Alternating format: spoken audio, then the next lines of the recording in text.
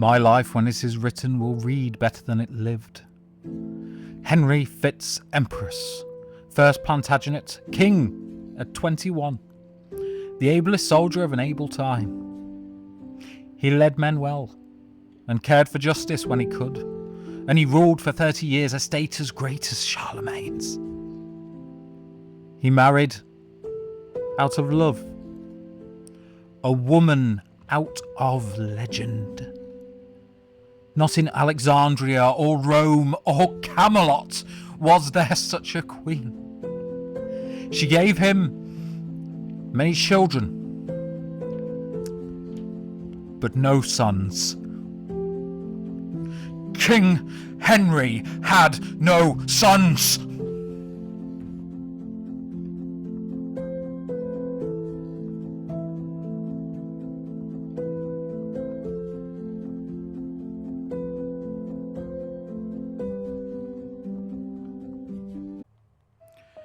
Hello, welcome to History Laid Bare.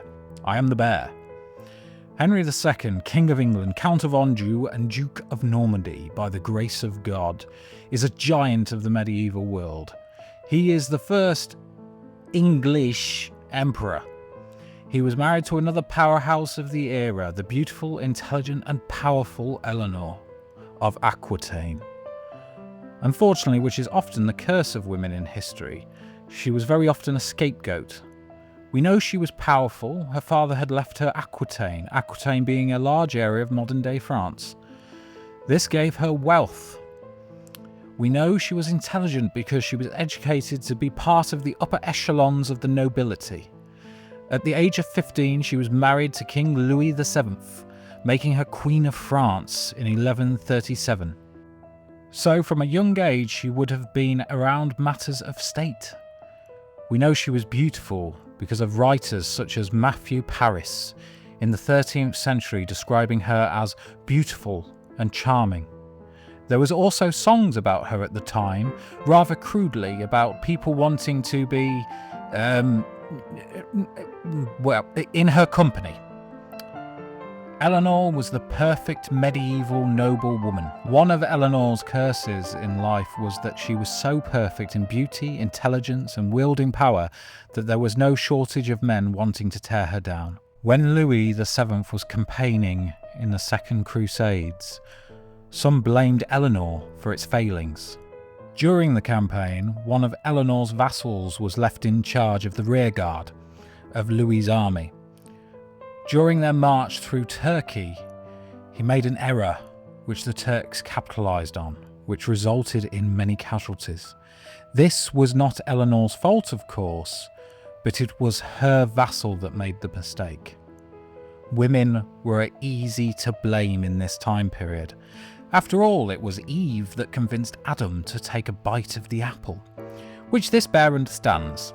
The reason this bear is so fat is not because I don't go to the gym, it's not because I don't control what I eat, it's because my wife feeds me too much. Henry, on the other hand, was a strong, intelligent soldier who wielded power with an iron fist. He also had that famous Plantagenet temper. Henry and Eleanor's first meeting was probably around 1152. They were married that same year. This did cause tension, however. Eleanor was recently divorced from Louis VII of France, because although Louis and Eleanor had children together, none were boys. Thankfully, this wasn't a big deal in the medieval age. Just kidding, it's a huge deal. Eleanor and Louis had to get divorced. So, Louis had been outplayed, and was now surrounded by Henry through his marriage to Eleanor. Henry had inherited Aquitaine. He now held more land in France than any other English king before him. However, Henry was, in theory, a vassal of Louis due to him holding French territory. This was in actual fact a formality, and you could argue Henry was the more powerful of the two. It is important to remember at this point that Henry II was as much French as he was English. He spoke not a word of English, and he was raised in his mother's household in Normandy. Matilda does deserve her own video, however. Matilda being Henry II's mother and just so happened to be the Holy Roman Empress. We can't go into that much detail now. Eleanor and Henry would have 8 children, 7 of which would reach adulthood. Henry II would rule England, Normandy and Aquitaine for 34 years, during which time he brought in legal reforms. He brought in a system which separated England into areas. These areas would be overseen by royal judges, which could communicate with each other so that law and order was judged the same in every part of England, thus beginning English common law. However, the system was still archaic, using methods like trial by ordeal or trial by combat. Watch The Duel by Ridley Scott for more details. He also changed civil law regarding rightful inheritance. This would also be judged by the royal judges. Or again, barbarically, trial by battle, where anyone with a claim to a deceased person's estate could battle each other. Imagine how interesting Great Aunt Linda's will reading would have been if this is still a thing. Throughout Henry's long reign, he would display an unwillingness to give up any meaningful power. This meant that having 4 sons was a double-edged sword. Henry I, a previous king of England, would lose his only son in the White Ship disaster. People often refer to this as the medieval Titanic. The sinking of the Titanic removed from the world some of the richest men of the United States of America and Europe. The White Ship disaster was similar. However, this being the medieval era, it would result in a war. Henry I was forced to name his daughter Matilda as his heir. This led to a conflict which we cannot cover here. Short version, everyone agrees Matilda should be Queen of England. Then Henry I dies. Stephen, a nephew of Henry I, nicks the throne. Everyone conveniently forgets what the original plan of succession was. Matilda and King Stephen fight it out. Eventually, Matilda's son, our boy Henry II, forces Stephen to name him as his heir. The problem with Henry having too many sons is how to divide his empire. The original plan is simple, and at the time thought to be sensible. Young Henry, his eldest son, would inherit the Heartlands, meaning England, Normandy, and Anjou. Richard, the soldier, would inherit Aquitaine. He was the favoured son of Eleanor of Aquitaine, and he had been fighting the local lords in Aquitaine to maintain order for some time, because he was Mommy's handsome little boy. It is important to note at this point that there is a slight misconception regarding Henry and his unwillingness to give up power. He did try. He basically left Aquitaine to be ruled by Eleanor and Richard. However, he did still actively oversee this ruling. After all, it was still his territory. Geoffrey, the husband, would marry into Brittany. This was all very reasonable. And then came John, 9 years younger than Geoffrey, the then youngest son. So, what do?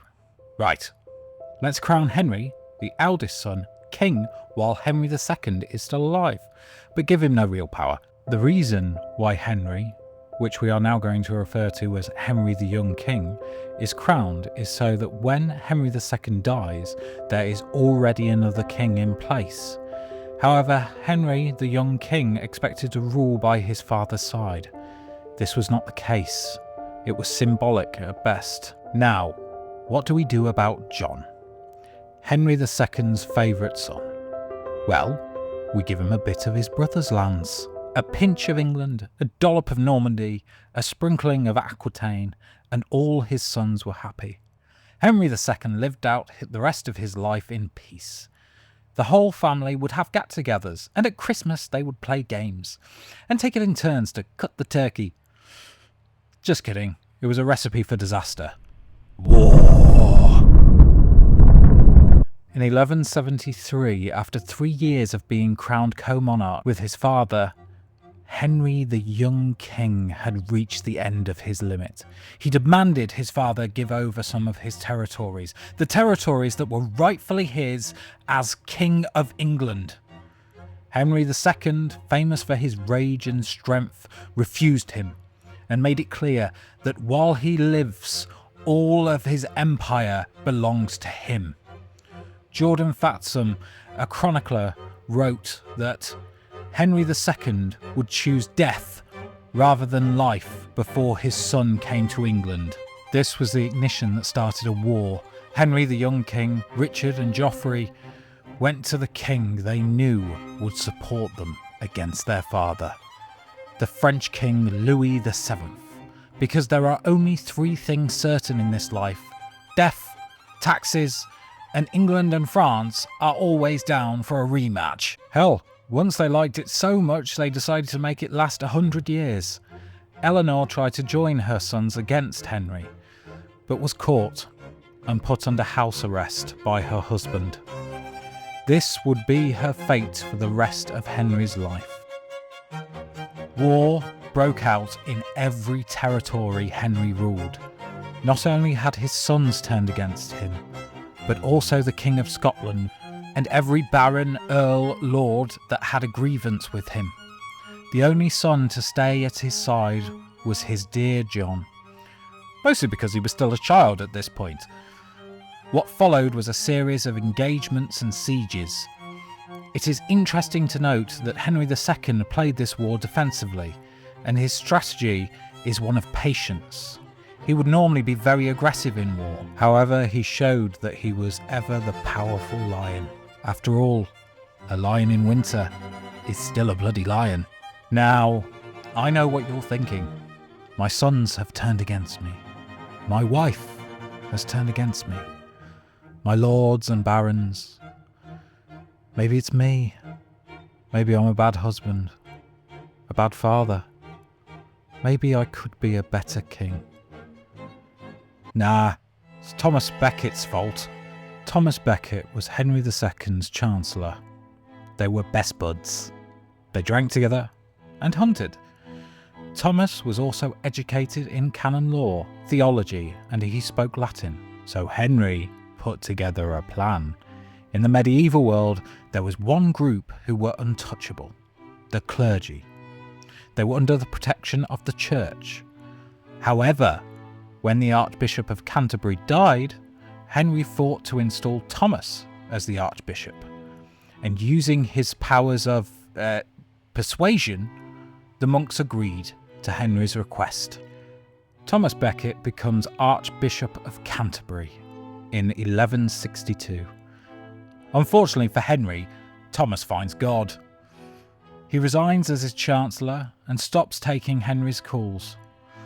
Thomas serves only God now. He will not listen to an earthly king. Henry is livid. He even doesn't invite him to his son's coronation in 1170. Traditionally, and even today, kings and queens of England are crowned by the Archbishop of Canterbury. Thomas responds by excommunicating every priest involved in the coronation. He is challenging the king directly. When Henry hears the news, he is furious. He utters the famous words, "Will someone not rid me of this troublesome priest?" Tragically, his knights take this as a direct order. Even though Henry said this in a fit of rage, his word is taken as law. 4 of his knights travel to Canterbury and assassinate Thomas Becket. One of them even slices through his skull. It is a brutal killing and is witnessed by priests. This had a dramatic effect on the way the world saw Henry. The world questioned his right to be king. A good king does not kill bishops. His job is to protect them. Thomas's death plagues Henry, even years after. So much so that during his war with his sons and many enemies, he believes that his poor luck is due to Thomas's death. He must fix this. So, in 1174, he arrives at Canterbury. He will perform penance. But not just like any other Catholic, oh no. The king arrives at Canterbury, removes his shoes, then walks barefoot to the shrine of Thomas Becket.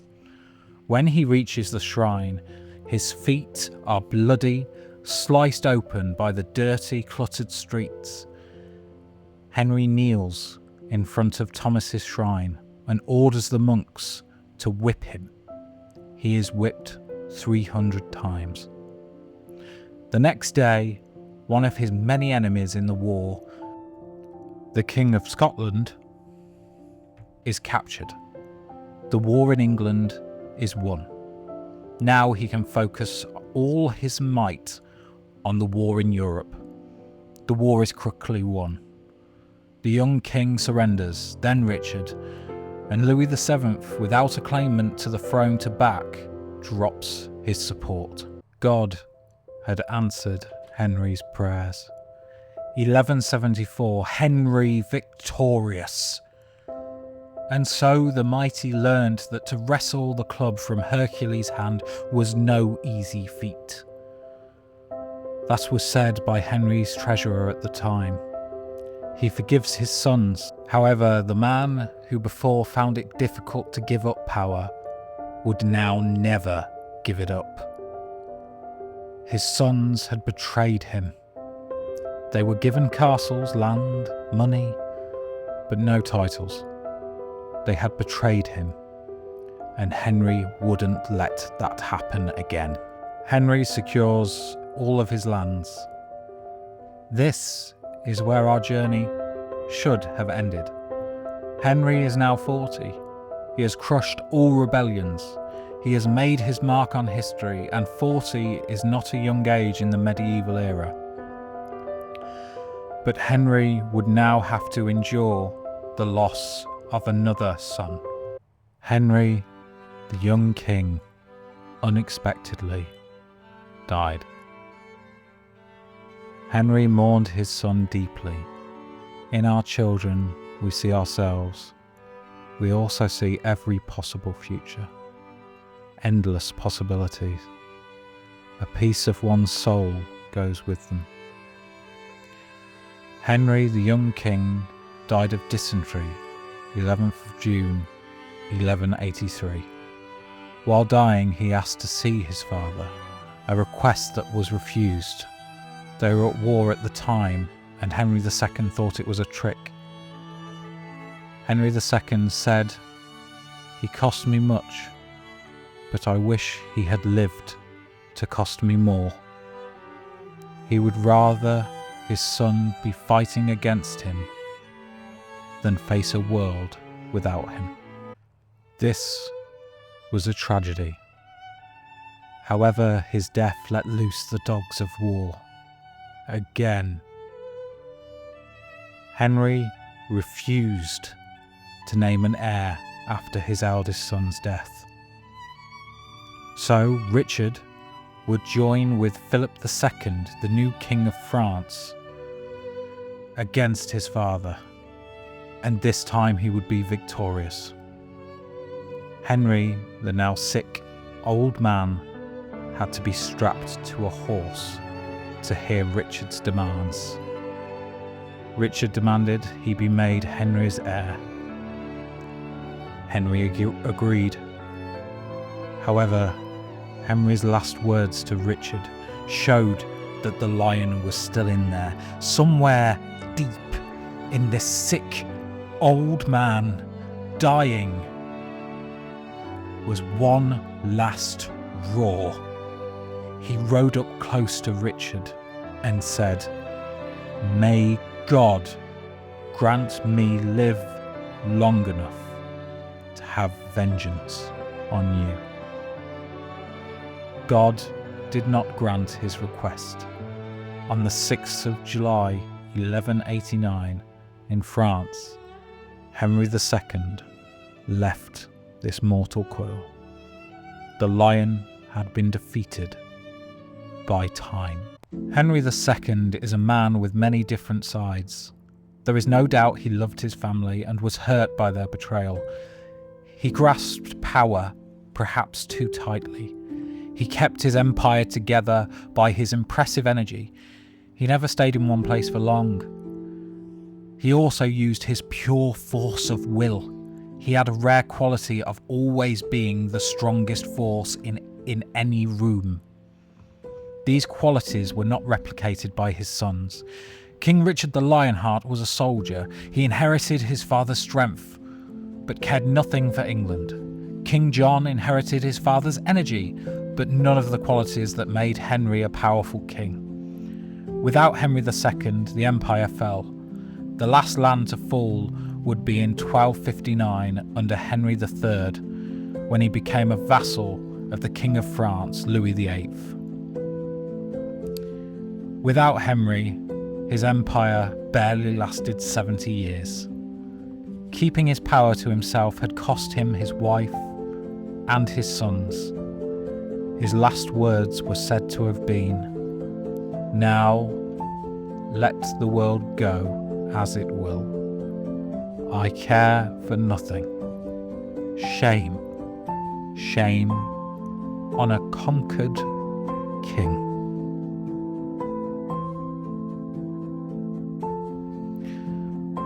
Thank you from the bottom of my heart if you have reached the end of this video. This one was a lot of fun to research and edit. I have only one thing left to say. This has been History Laid Bare. I am the Bear. Like and subscribe.